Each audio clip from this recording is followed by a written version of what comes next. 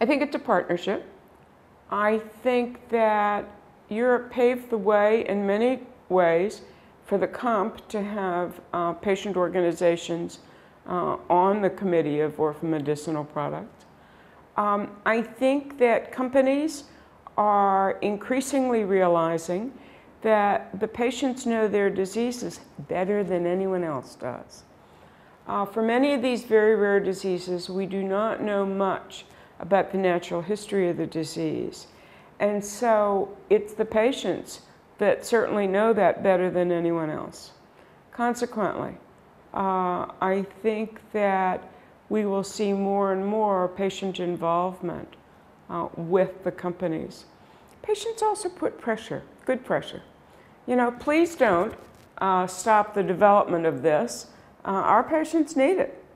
And so listening to that, companies will look at a drug that they may have been considering dropping, either because they didn't think the interest was enough, or there were some questions about safety or something. They'll look at it long and hard and see if they can figure out a better way to develop the drug.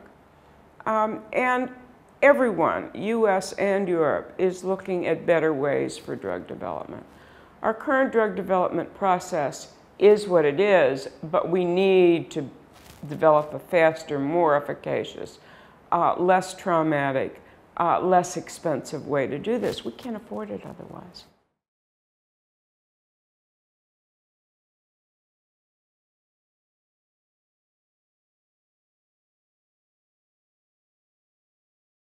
I think that, I'm not sure they're green shoots yet, but they are buds, hoping to break through the spring soil. But I think we're going to be looking more at surrogates and biomarkers. I think we have to be certain that they are real, and that's always a concern. And safety remains such a concern that we have to be ever vigilant, a lot more post-marketing surveillance, because that's when you'll find out the real safety. And not being afraid to say, look, we approved this based on the best information possible. We have to relook at this now. I think as the genome project, the genome initiatives go further down the road, we'll learn more about how to better target therapies and target safety issues. We're on the threshold of some really nice things. We're just not quite there yet.